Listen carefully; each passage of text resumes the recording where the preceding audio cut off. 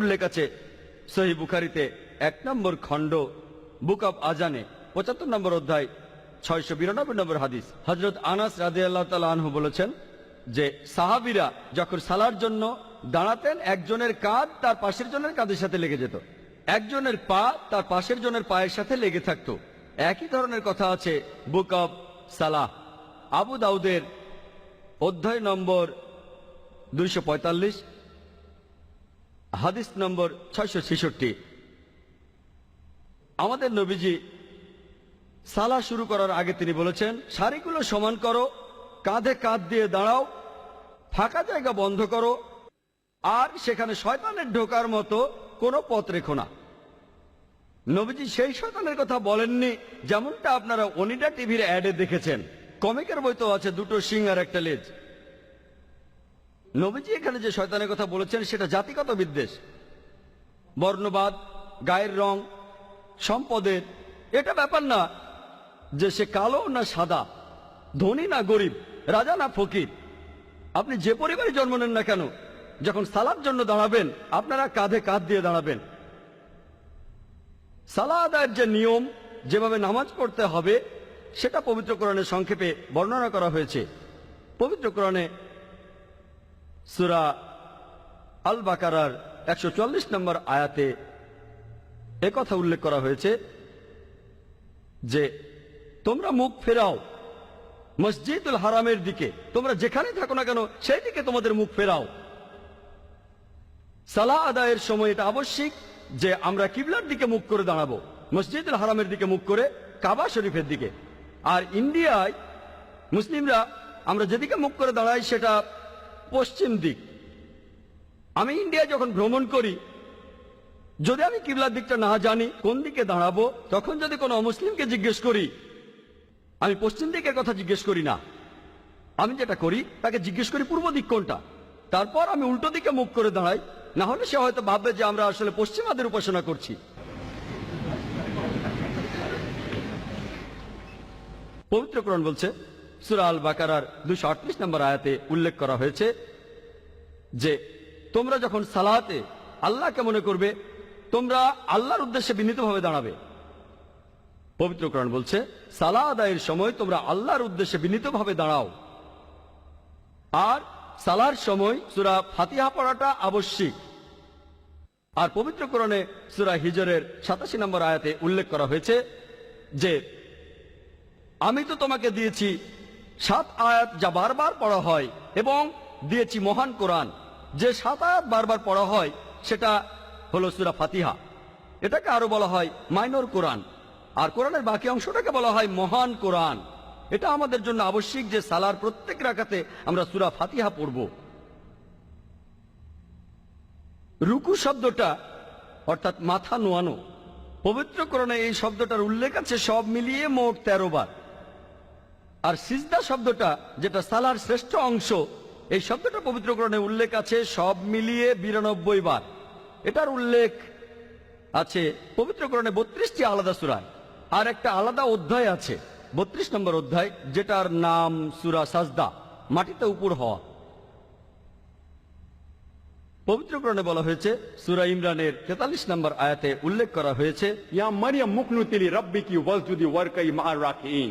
হে মরিয়ম, তোমার প্রতিপালকের প্রতি অনুগত হও, তার প্রতি সিজদা করো, এবং যারা রুকু করে তাদের সাথে রুকু করো।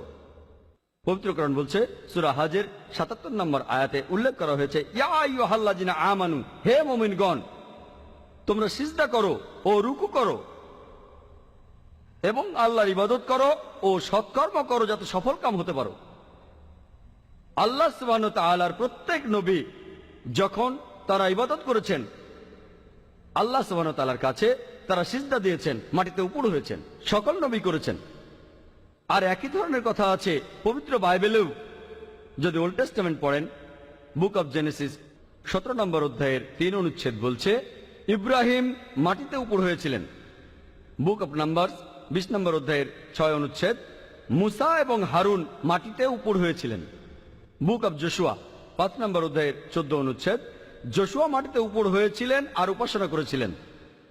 পবিত্র বাইবেলে বলা হয়েছে গসপেল অফ ম্যাথিউ 26 অধ্যায়ের 39 নম্বর অনুচ্ছেদ, সেখানে বলা হয়েছে যে যীশু খ্রিস্ট গেতসেমানির বাগানে গেলেন, তিনি কয়েক পা সামনে এগোলেন, মাটিতে উপুড় হয়ে পড়লেন আর প্রার্থনা করলেন।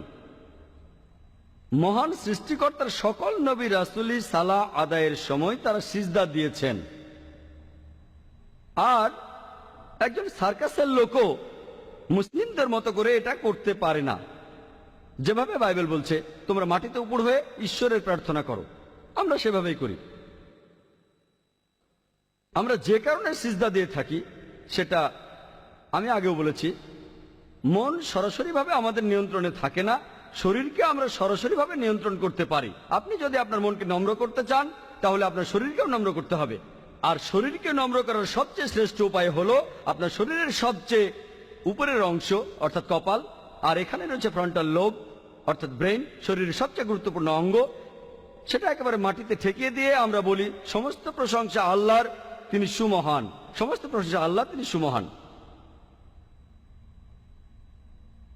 আপনি যখন সালাহ আদায় করবেন তখন বিভিন্ন খুঁটিনাটি বিষয়, কিভাবে দাঁড়াতে হবে, বসতে হবে, হাত বাঁধতে হবে, কত রাকাত নামাজ পড়তে হবে, পবিত্র কোরআন বলছে আতিউল্লাহ ওয়া আতিউর রাসূল, আল্লাহ এবং তার রাসূলকে মান্য করো। আমরা এখানে নবীজির দৃষ্টান্ত দেখব। কোরআন বলছে আতিউল্লাহ ওয়া আতিউর রাসূল, বিভিন্ন জায়গায় আছে।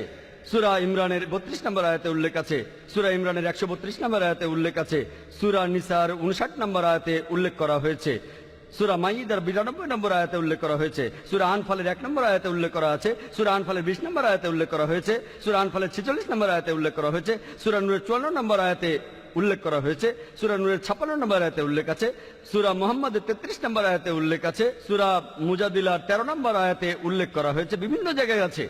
সূরা তাগাবুনের 12 নম্বর আয়াতে উল্লেখ করা হয়েছে।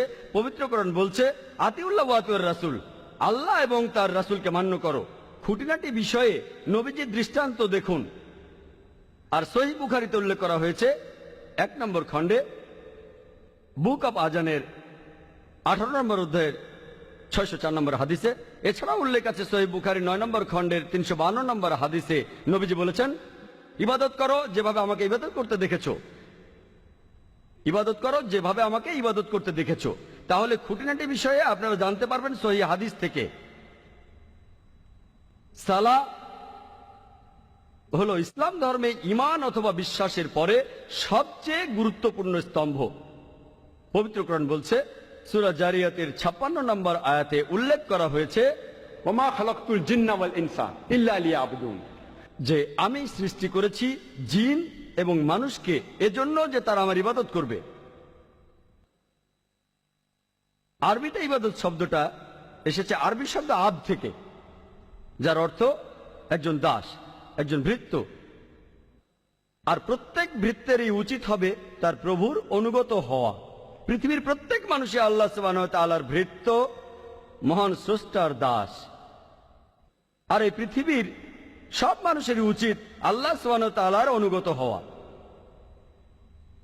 আর যখনই আপনি আল্লাহ সুবহানাহু ওয়া তাআলার নির্দেশ মেনে চলছেন, আপনি তখন ইবাদত করছেন, আল্লাহর উপাসনা করছেন।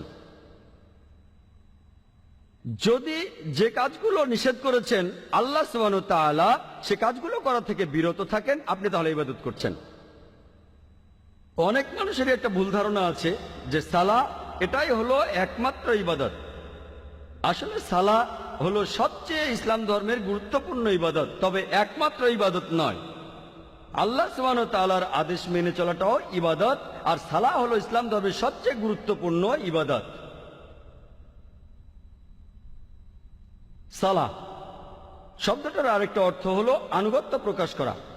আর আপনি তখনই অনুগত হবেন যদি নামাজের সময় সবকিছু বুঝে শুনে বলেন, যদি জানেন যে আল্লাহ সুবহানাহু ওয়া তাআলা আপনাকে কি করতে নির্দেশ দিয়েছেন। সেজন্য এটা প্রত্যেক মুসলমানের জন্য আবশ্যিক যে সালার সময় যা পড়বে তার অর্থটা জানবে। এছাড়াও সে পবিত্র কোরআন পড়বে। যদি সে আরবি বুঝতে না পারে তাহলে সে কোরআনের অনুবাদ পড়বে, যাতে করে আল্লাহ সুবহানাহু ওয়া তাআলার নির্দেশগুলো বুঝে শুনে পালন করতে পারে। যদি কেউ সালাহ আদায় না করে তাহলে তার অনেক বিপদ হতে পারে। তখন হতে পারে আপনার বিশ্বাস দুর্বল হয়ে যাবে, অথবা এই বিশ্বাসটা চলেও যেতে পারে। কারণ মানুষ আসলে মনে করে পৃথিবীতে তার যে সম্পদ আর সম্মান আছে এর কারণ হলো পৃথিবীর সব বস্তুগত জিনিস। এভাবে সে আল্লাহ সুবহানাহু ওয়া তাআলার কাছ থেকে দূরে সরে যায়। এই নিয়ম শৃঙ্খলার অভাবেই সে আল্লাহ সুবহানাহু ওয়া তাআলা থেকে দূরে সরে যায়।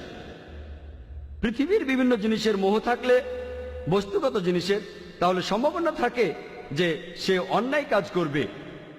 এভাবে সে সিরাতাল মুস্তাকিম থেকে দূরে সরে যাবে, সরল পথ থেকে।